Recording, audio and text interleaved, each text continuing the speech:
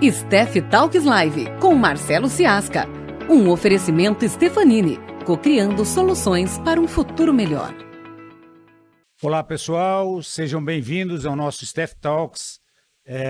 Nós estamos aqui hoje no estúdio montado no nosso Kickoff 2023, aqui em São Paulo.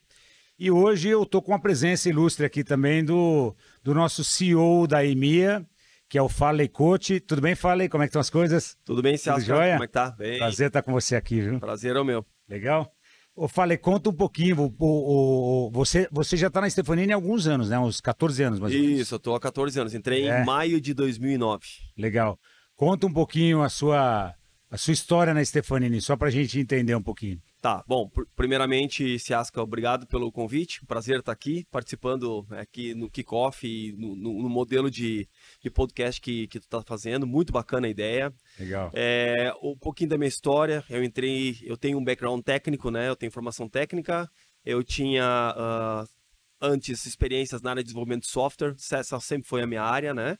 E eu entrei na Stefanini para um contrato que foi bem desafiador, que está na memória inclusive do Marco até hoje, de uma forma bem forte, né? A gente ganhou o primeiro contrato de fábrica de software lá em Porto Alegre, que era com a empresa chamada Procergs, que é a empresa que proveu os serviços, né, no governo do estado.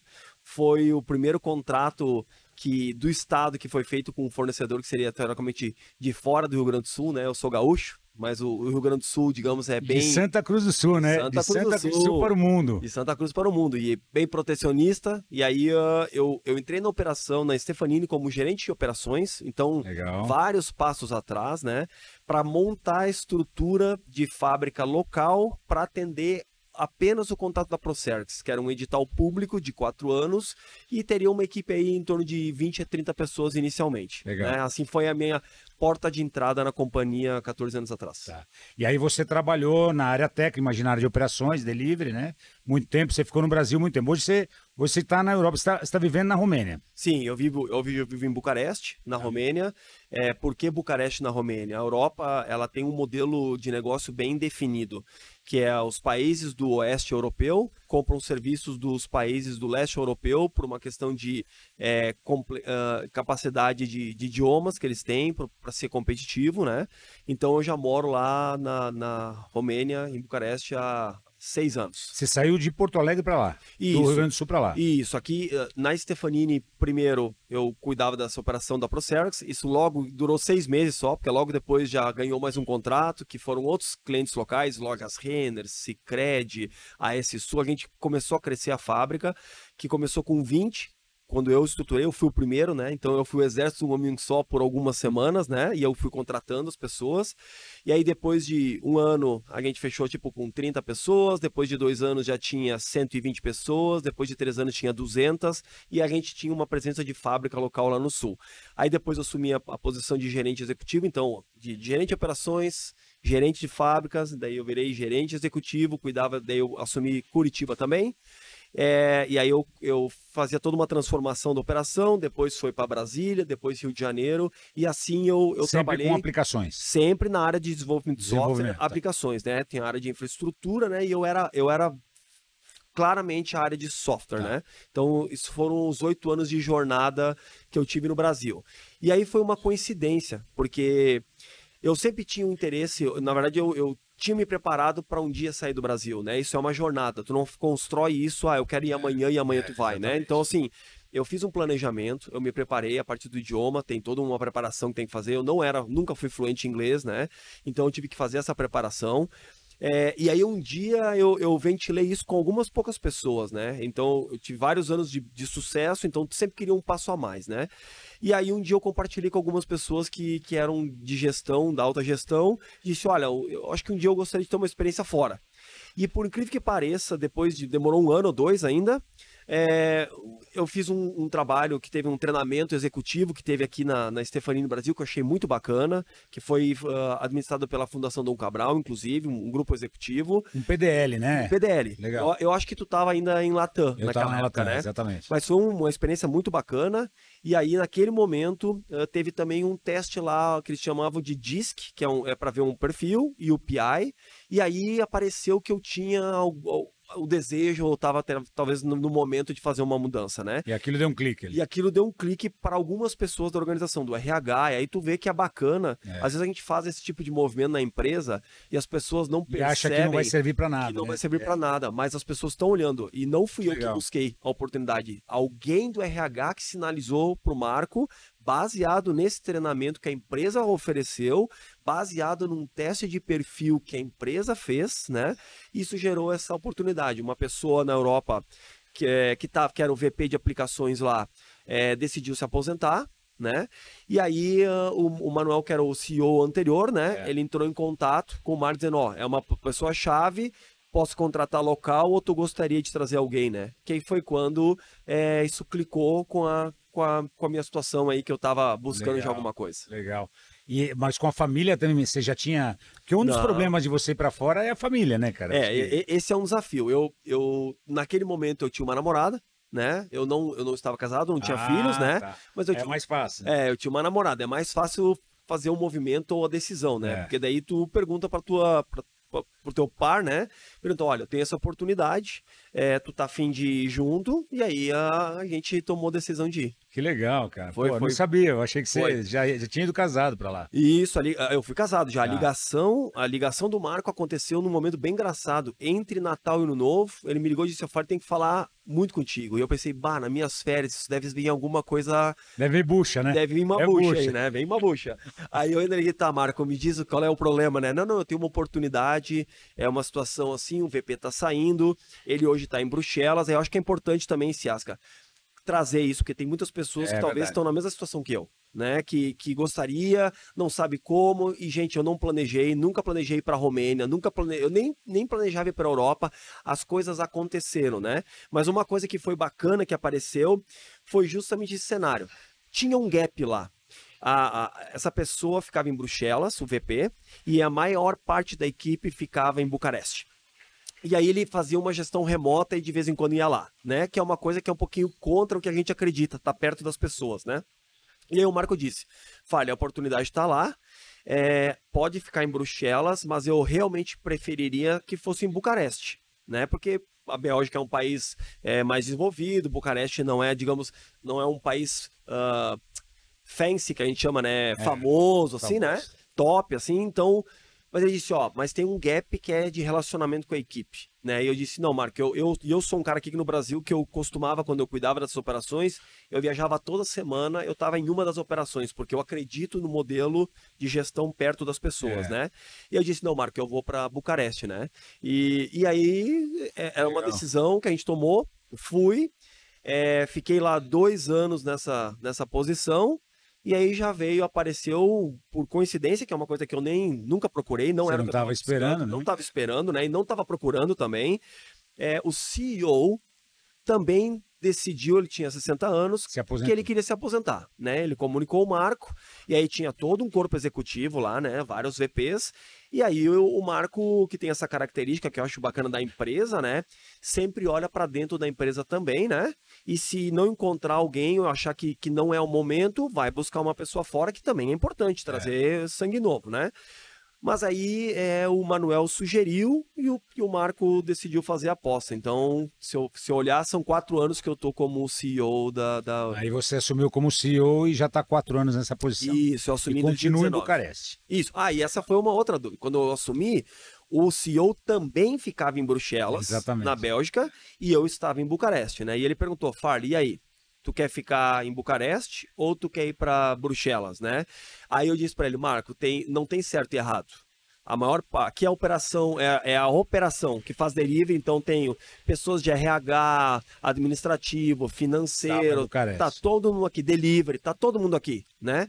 E lá na Bélgica eu tenho os comerciais, a área de marketing, né? Então que é para estar mais perto dos clientes, digamos assim, né? Mas Marco, eu ainda tenho que arrumar muita coisa. A gente tinha várias coisas de base para corrigir. Legal. E aí, estando perto do time que faz esse trabalho todo, é um facilitador, né? Então eu disse, Marco, nesse momento não é o momento de sair. Vamos fazer um ciclo aí, alguns anos. Acho que quando a gente corrigir alguns problemas, ou ajustar algumas coisas, para dar um salto, aí de repente a gente conversa sobre isso de novo um pouco mais à frente. E é legal porque hoje a Europa tem quantos países que a Stefanini atende e tem operação? Isso, a gente atende hoje, que tem operação em pessoas fisicamente, são 19 países, 19 né? países. Isso é porque em alguns casos eu atendo remoto, mas todos eles eu tenho que ter algumas pessoas presenciais, né? Então eu não tenho escritório em todos eles. Por exemplo, nós estamos na Alemanha. Na Alemanha eu tenho inclusive 4 comerciais e a maior base de clientes está na Alemanha e eu não tenho um escritório físico, próprio, né? Isso é uma coisa que é também interessante. Não é só por causa do Covid. O europeu já tem essa cultura para algumas posições mais de trabalho mais remoto, né? De trabalho remoto, mas o cara aprende a trabalhar mais isolado, mas ele sabe como se conectar com as pessoas. Né? Isso tá um pouquinho no DNA deles, né? Já faz parte. Faz parte, né? Então tu não precisa administrar onde é que o cara tá, o cara realmente senta na mesa dele e trabalha. Então isso é a parte bacana da maturidade que eu vejo lá, né? Legal. Então tem 19 países, mas a gente atende vários outros de lá que são remotos, né? Daí o time tá na Romênia, Polônia, Moldova, né, que é o país que também está sofrendo ali pertinho da Ucrânia, né, porque está na fronteira com a Ucrânia e com a Rússia, né, e a gente tinha até uma equipe pequena na própria Ucrânia, né. Então legal. Romênia, Polônia, Moldova e uma equipe pequena. E aliás, até você tocou num assunto importante, nesse momento da guerra teve um movimento muito importante que você e a equipe de lá fizeram para ajudar as famílias dos cidadãos italianos, dos nossos colaboradores da Ucrânia, né, que estavam lá. Isso, na verdade a gente tinha uma equipe na Ucrânia, a equipe ainda está lá, eles ainda trabalham, por incrível que pareça, hoje são 30 pessoas, a gente tem 29. Eles continuam na Ucrânia, não deu para tirar eles da Ucrânia. Não deu para tirar, porque quando estourou a guerra, aí para todo mundo entender, eles fecham as fronteiras, então assim, tu não tem acesso, não consegue fazer movimentos, não consegue entrar, não consegue sair, não tem voo, então entrou a guerra, acabou, né? Então ali passou o time, né? Mas a gente conseguiu, digamos, de certa forma, acompanhar eles, né? Então, assim, eles trabalham, eles estão isolados na casa deles, eles não foram atingidos por bombas, por exemplo. A gente só perdeu um funcionário que não é que a gente perdeu. Ele foi alistado. Ele entrou naquele grupo que foi obrigado a se alistar. Ele foi alistado. Ele foi alistado, ele foi convocado, né? Então foi o único profissional que a gente perdeu. Os outros 29 ainda trabalham, né? Remotamente de algum lugar com o cliente, tá? Incrível. Mas o movimento que a gente fez para levar famílias para a Romênia... Daí nesse caso não foi da Ucrânia, né? A Ucrânia fechou, as pessoas estão bem, né? Mas aí a gente tinha uma situação com Moldova. Moldova está espremida entre a Ucrânia, está no lado, entre a Ucrânia e a Rússia. E a Moldova é um país muito sensível, porque ela não tem força militar, zero, né? Então imagina, eles têm 6 mil soldados, então não existe força militar na Moldova, né? E a gente tem uma equipe grande, lá sim nós temos uma equipe grande e estratégica. Moldova a gente tem mais de 300 pessoas, hoje deve ter umas 350 pessoas, e essas pessoas fazem serviços remotos para quase todos os contratos globais, porque de Moldova a gente consegue fazer atendimento, por incrível que pareça, em alguns idiomas que são esses mais críticos. A Moldova fazia parte da antiga União Soviética, então russo, eslavo, esses idiomas mais asiáticos. A Moldova era a base. A Moldova era a base, né? Então, de lá a gente tem atendimentos para clientes na Europa, inclusive na Ásia, e eles sim eram estratégicos, né? E o movimento de lá foi um movimento muito triste, na verdade, né? Por quê? Porque estourou a guerra na Ucrânia que ninguém esperava. Tipo, a gente fez uma reunião dos CEOs na terça, não sei se tu vai lembrar, e a gente falou do assunto, e a gente disse... Farley, o que tu acha? Eu não acredito que vai acontecer, porque daí é a próxima guerra mundial, né? E 2 dias depois estourou a guerra, né? E aí, Moldova, a gente tentou fazer um passo antes, né? A equipe nos procurou, dizendo que eles estavam com muito medo, muito receio de Moldova ser o próximo passo, até porque a Rússia usou a Moldova para atacar a Ucrânia. Então, assim, a Rússia entrou em Moldova e nem perguntou, não pediu passagem. Mas não ia atacar a Moldova, ela só usou a Moldova como passagem. Mas, tipo, eu só tô indo. Não teve uma negociação aí, tá? E aí esse era o medo da população de Moldova. E a gente teve que fazer um movimento, a gente ofereceu, né? Para quem quisesse, aí a gente entende o outro lado também, né? A gente ofereceu para quem quisesse e metade do grupo que tava lá não se sentiu confortável de sair. Por quê? Tu deixa para trás casa, família, pais, primos, né? E nesse caso, a gente ofereceu para cada um dos funcionários, a gente fez um passo que foi muito bacana da empresa. Quem quiser vir, pode inclusive trazer a família direta, né? Então, traz o marido, os filhos, né? Teve algumas pessoas que trouxeram o avô e a avó que moravam com eles. Então, todos que faziam parte da casa da pessoa, nós, Stefanini, podia trazer, que é uma extensão da pessoa, né? E isso foi um movimento bacana. A gente trouxe a metade, assim, um pouco menos a metade, conseguiu vir. Primeiro tinha que ter passaporte, tinha que ter aprovação e tinha que querer vir, né? E a gente conseguiu, fez um movimento super rápido. Pô, parabéns, muito legal esse movimento. Mas foi uma equipe inteira envolvida, né? Foi sensacional. E falei, eu acompanho já... bom, eu estou há 21 anos na empresa, você sabe, então o movimento da internacionalização eu participei ativamente, até porque eu estava na América Latina, né? E eu acompanhei muito a Europa também, e o movimento que foi sendo desenvolvido na Europa. E hoje eu vejo a Europa com uma solidez muito maior em termos de atividade da Stefanini, né? Eu acho que você está conseguindo montar uma estrutura sólida, né? Conta um pouquinho de como está a nossa operação e os desafios que você tem como empresa para daqui para frente, né? Porque eu acho que você conseguiu montar um trabalho maravilhoso. Depois eu vou até te perguntar de um projeto legal aí que vocês acabaram, que a Stefanini acabou de ganhar, global, né? De retomar. De retomar, que foi bacana. Mas quais são os desafios que você vê hoje para a Europa em termos de negócios, de crescimento, de consolidação de algum tipo de oferta? Eu acho que é bacana fazer duas menções. Eu tive uma oportunidade, eu trabalhei no Brasil 8 anos, então aí tu começa a entender as diferenças do mercado, né?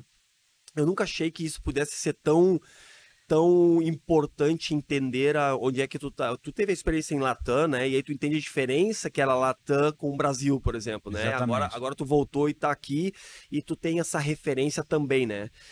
E eu agora entendo cada vez mais, né? Tipo, a complexidade de países, e aí tu tem, por incrível que pareça, vários idiomas numa mesma região e é complexo. Culturas diferentes, e né? eles são realmente, como são países, digamos, bem posicionados, eles exaltam a cultura deles e os idiomas deles. Então, assim, tu vai na Alemanha, o cara quer falar alemão, tu tá na Espanha, ele quer falar espanhol.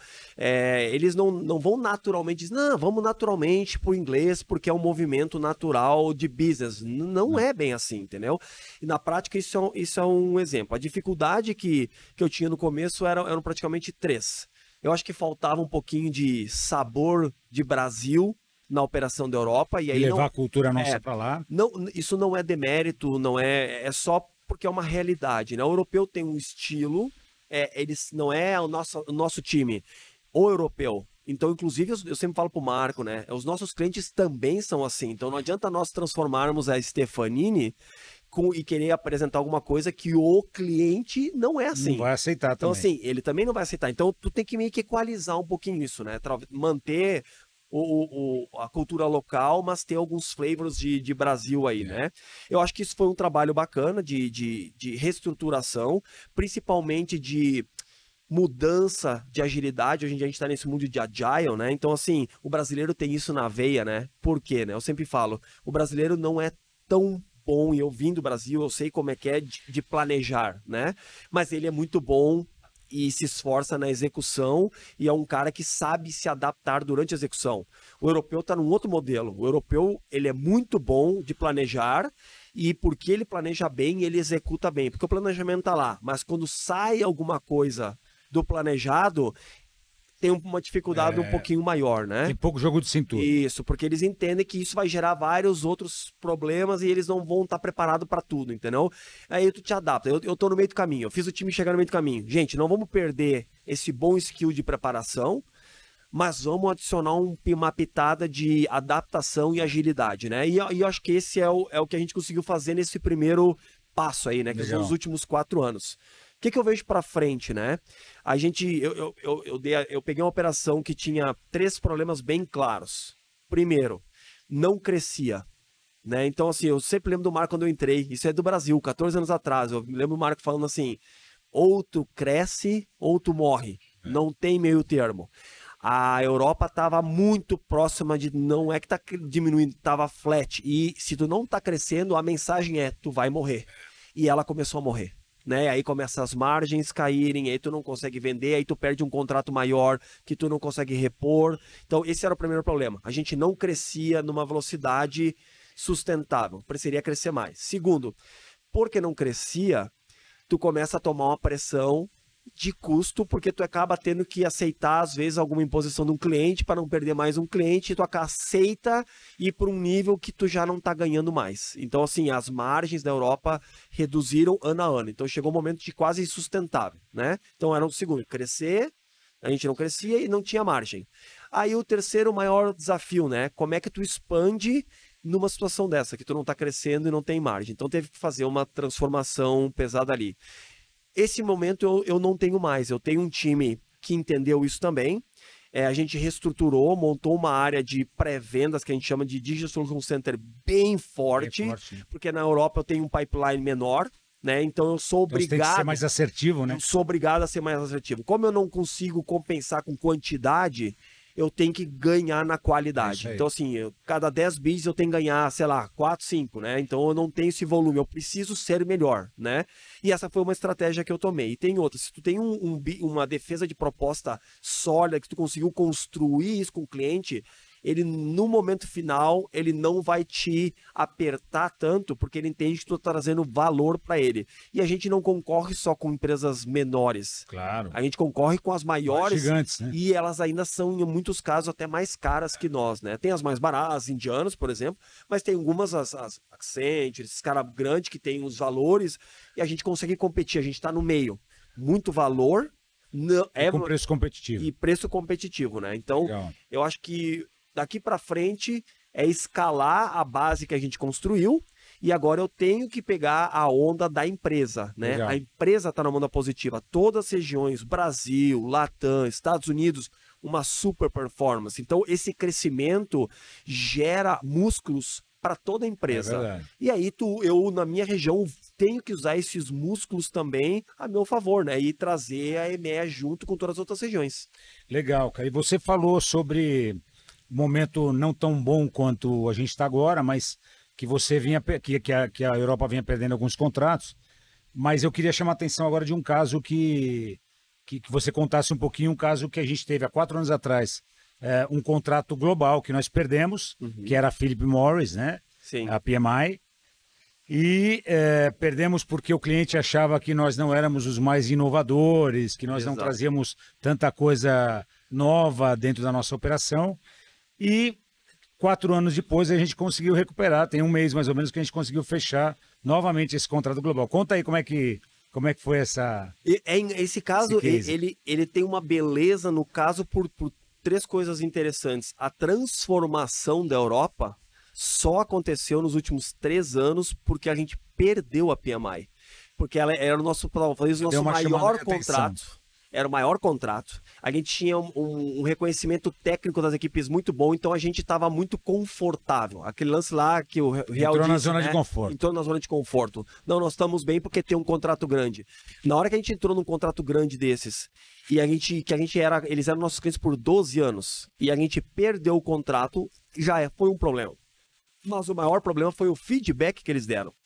Que foi, nós não vemos a Stefanini como nosso parceiro na transformação que a gente precisa. Isso foi 1. 2, vocês não apresentaram o valor que as outras empresas apresentaram, não só de ser mais efetivo, mais eficiente, mas também de transformação. Então, assim, a gente não consegue dar sequência com vocês.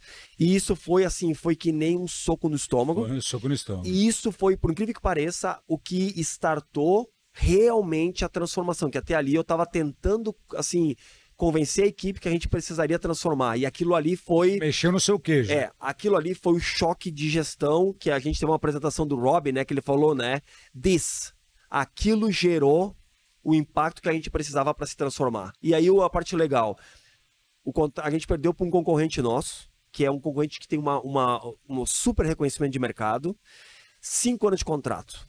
3 anos de contrato, deu 2 anos de contrato, a PMI sinalizou para eles que eles não estavam felizes com a transformação. E aí eles, em mais um ano... Provavelmente venderam coisas que não conseguiam entregar. Exato. Eles venderam o que não dava para entregar e eles venderam o que a gente não conseguiu vender, porque a gente nem conseguiu vender para a PMI, né? Então vamos reconhecer a nossa falha, né? A gente não conseguiu nem mostrar esse valor para eles. Eles venderam, mas não entregaram. Aí vem o segundo passo. É muito importante vender e vender bem. Mas mais importante do que vender bem é entregar, porque senão tu é jogado para fora depois, né? O mercado é muito agressivo, né? E aí, 3 anos depois, né, 2 anos e meio, entraram em contato com a gente, disseram, vamos abrir uma RFP que nós não estamos felizes com esse concorrente, eles não estão entregando o que venderam. E aí chamaram, a gente quer ver a oferta de vocês de novo, em respeito ao que vocês fizeram no passado, vamos ver. Só que, gente, em 2 anos e meio, a gente tinha feito uma super transformação na nossa oferta e a gente estava exatamente no momento certo da transformação. Que a gente tinha ganho vários pequenos e médios contratos, né? E faltava coroar com um grande. A nossa dúvida é, ok, estamos ganhando um pequeno e médio. Então, a nossa oferta está sólida, ela está atrativa e a gente estava ganhando justamente pela nossa transformação digital. Não era onde a gente está, não é pelo preço, não. É pelo melhor preço. Era a transformação digital que a PMI disse que a gente não tinha. E a gente ganhou a PMI por causa da jornada de transformação digital que a gente apresentou. E depois de ganhar, o feedback deles foi assim, gente, algumas pessoas estavam no bid anterior. E aí foi muito bacana o feedback, que eles falaram, é outra empresa, é outra oferta. O que vocês nos apresentaram aqui não é o que nós vimos há 3 anos atrás. E aí coroou, digamos, foi a cereja do bolo, né? Para mostrar a nossa transformação, ela não só está percebida por nós, mas ela está sendo percebida pelo mercado. Que a gente ganhou pequenos, médios e um super contrato. O valor são 600 pessoas, é um contrato global, envolvimento de Brasil, a gente vai contar com o time do Brasil, tem envolvimento de Latam, tem o time lá de Latam que vai ajudar, tem envolvimento do time dos Estados Unidos, porque tem também uma parte na Ásia, e aí tem uma boa parte que acontece na Europa. Legal. Você falou da transformação digital que foi feita nas ofertas, né, da Europa, e realmente para que o pessoal entenda um pouquinho, a Europa e Estados Unidos sempre foram referências em soluções de longo prazo, em serviços mais recorrentes, como outsourcing, como ITO, como toda a parte de AMS, mas realmente a referência, o benchmark que eles criaram agora, em termos de transformação digital, para soluções que antes eram mais conservadoras ou mais tradicionais, é brutal. E Brasil e América Latina, que são operações, Brasil, por exemplo, que é uma operação muito antiga, muito sólida, que tem serviços maravilhosos, usando também a parte digital para isso, toma como exemplo e está trazendo muita coisa de vocês. Então, é bem legal. Conta um pouquinho rapidamente assim sobre o que você acha que faz a diferença na nossa oferta em geral hoje, do ponto de vista de transformação, que o cliente que está ouvindo a gente também, porque não é só colaborador, a gente tem cliente também, se você pudesse falar, pô, isso daqui faz a diferença para o nosso cliente, para o cliente que busca uma solidez com inovação. Bom, eu acho que não existe resposta única, são alguns fatores, né? Eu acho que o que é bacana, primeiro, né? A Stefanini tem uma base sólida, né? Tem um histórico, tem uma equipe sólida, né? E tem, digamos, uma experiência com grandes contratos. Então, se tem essa bagagem, o Brasil é uma operação gigantesca, tem clientes que tu tem centenas de pessoas atendendo, então nós temos isso na essência de trabalhar com grandes clientes, com grandes equipes. Isso é um aspecto. Segundo, a transformação digital, ela tem 2 fatores que são fundamentais. Ela é muito baseada em tecnologia, rever processos, e uma coisa que a gente está explorando muito bem como empresa, na minha opinião, nos últimos anos, que é não só o uso das nossas ventures, que são aceleradores digitais importantes. Nós temos aí a UP, que fornece a plataforma da Sophie, que faz várias integrações. Isso não é um chatbot, aquilo é uma plataforma de integração. É um recurso fantástico, né? Verdade. A gente tem ventures que cuidam da parte digital. Então a gente fala num cliente desses que é gigantesco e tem pessoas, são 70 mil usuários no mundo inteiro. Então a gente tem portais feito com persona, né? Que é feito específico para uma pessoa. Então essa parte de uso da TI com user experience, isso quem aporta são as ventures, né? E muito forte sempre não só apresentar ou usar o que é melhor para a gente, mas o que encaixa melhor para o cliente. E aí é o uso dos parceiros, né? Aquele parceiro, essa ferramenta vai adequar melhor, essa ferramenta aqui. Então, a Stefanini está com um ecossistema muito sólido, que consegue combinar recursos internos, recurso das ventures, que são nossos aceleradores digitais, e os nossos parceiros, né, que tem essas plataformas tecnológicas que todos nós conhecemos, né? Então, assim, essa combinação junto com pessoas, né, porque quem roda tudo isso são pessoas, é o que está fazendo a diferença. E o nosso Next, que é a nossa oferta da Stefanini como um todo, ela é isso. Botava junto pessoas, ferramentas, ventures e os parceiros que a gente tem. É isso aí. Legal. E eu acho que é importante destacar que a gente sempre tem uma visão de ter o cliente no centro, né? Eu acho que esse é o ponto importante, porque muitas empresas falam, mas a gente tem trabalhado cada vez melhor e eu acho que o NPS da empresa, ele mostra muito isso, Exato. Né? Nós temos um NPS aqui no Brasil de 75, na Europa 64, ou seja... 2 anos seguidos, ano nosso NPS global é de 65, que é uma coisa brutal, é uma coisa brutal. Que é referência no mercado muito acima da média. É não só referência no mercado aqui, no global, se tu olhar global, Brasil, Europa, acima de 60, tu tá muito acima de qualquer concorrente de mercado. E falei, a gente vai ter que ir finalizando aqui agora, infelizmente, mas se você pudesse deixar uma mensagem aqui, até também para os nossos colaboradores, ou para quem está de fora ouvindo que quer vir para a Stefanini, que tem interesse em ter uma carreira aqui dentro da Stefanini, o que você falaria, que você deixaria de mensagem para eles aqui? Bom, vamos lá. Pessoal, eu tive uma experiência antes, eu estou na Stefanini há 14 anos, eu também tive a oportunidade de ver na Stefanini acontecer o que a gente sempre comenta com as equipes.